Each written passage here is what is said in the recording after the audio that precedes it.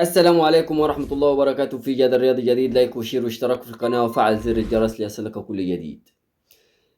بص عزيزي الأهلاوي، عزيزي الزملكاوي، عزيزي الجمهور، عزيزي أي حد بيكون بيتابعني يعني، وليه الشرف طبعا من فوق دماغي من فوق.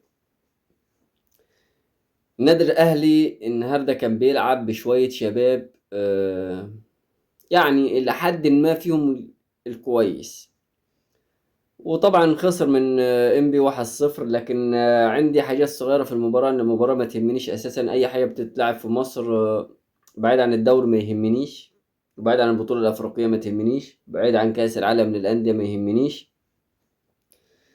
انا كل اللي يهمني حاجة واحدة بس، حاجة واحدة بس كل اللي تهمني. هو عمر كمال بيلعب كورة ليه؟ عمر كمال بيلعب كورة ليه؟ مين اللي لعب عمر كمال الكورة اساسا؟ مين خلاه لعيب في الاصل يعني؟ عمر كمال ده بيلعب كورة ليه؟ مين مسكه؟ كوكا ده اساسا ينزل الملعب يلعب بانهي يعني هو خلاص عشان خاطر ان احنا زطنا، عشان خاطر ان هو ما خلاش بيزير يعمل اي حاجه في مباراه الزمالك. يا اخوان فيه طاهر على كد إن رجولته ان هو كويس، ان هو بيعمل، مش موجود في المباراه، مش موجود، مش في حالته. عمر كمال ما يلعبش كوره تاني، عايز يلعب بعيد عن النادي الاهلي. كل كورة يا اما كل هجمة يا اما مبوظها، يا اما مرجعها للخلف، يا اما واقع، يا اما مش عارف يستحوذ على الكورة، يا اما بيزعج، يا اما بيرفع للشورت. ادي عمر كمال عبد الواحد. يروح يا عم يلعب في اي فرقة تانية، لكن ما يلعبش مع النادي الاهلي، ما يلعبش في النادي الاهلي حرفيا. حرفيا ما يلعبش في النادي الاهلي. لكن مش كده، يعني نازل لك بالتشكيل. سياحة على فكرة هيكون حارس كويس. يعني في من مصطفى شوبير استيعابه كويس للكورة.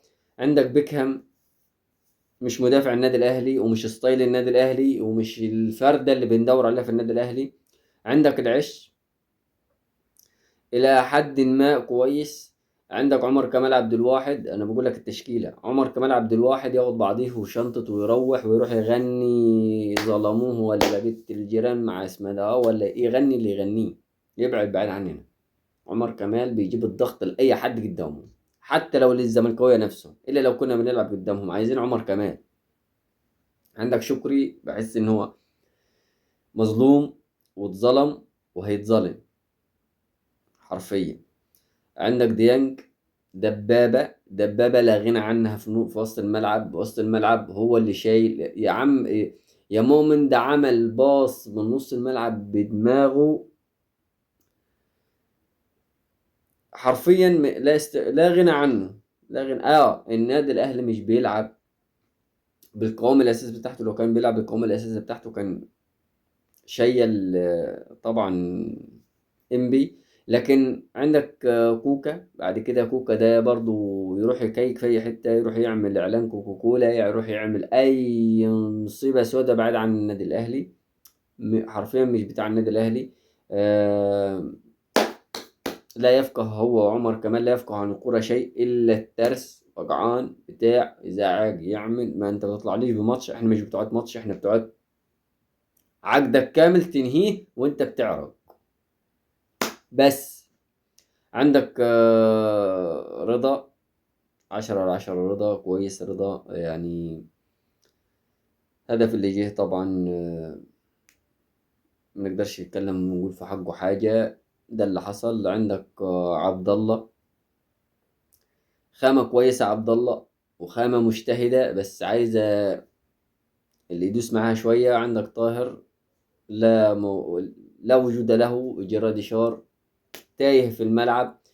تقدر تقول هو مجموعة اللعيبة الموجودة. طبعا نزل الشحات غير بتاع الواد اللي اسمه الأسيوطي، وابن سيد معوض طبعا هيطلعوا يعني، فيهم شمة لعيبة كويسة. عشان كده بقول لك يلا مبروك لإنبي، وهارد لك للأهلي.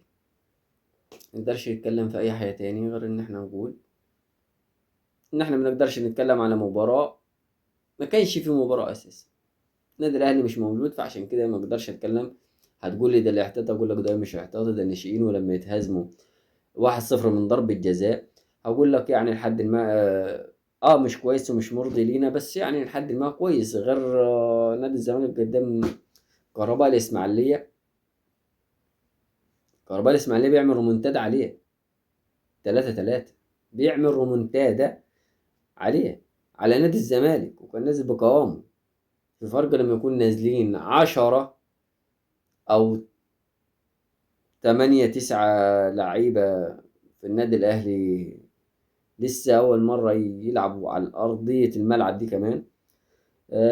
ولاعيبة كلهم 4 لعيبة بس كانوا في النادي الزمالك، كانوا اللي هم ناشئين عامة يعني. بس لحد كده خلصت حلقتنا. دمتم في أمان الله. سلام عليكم.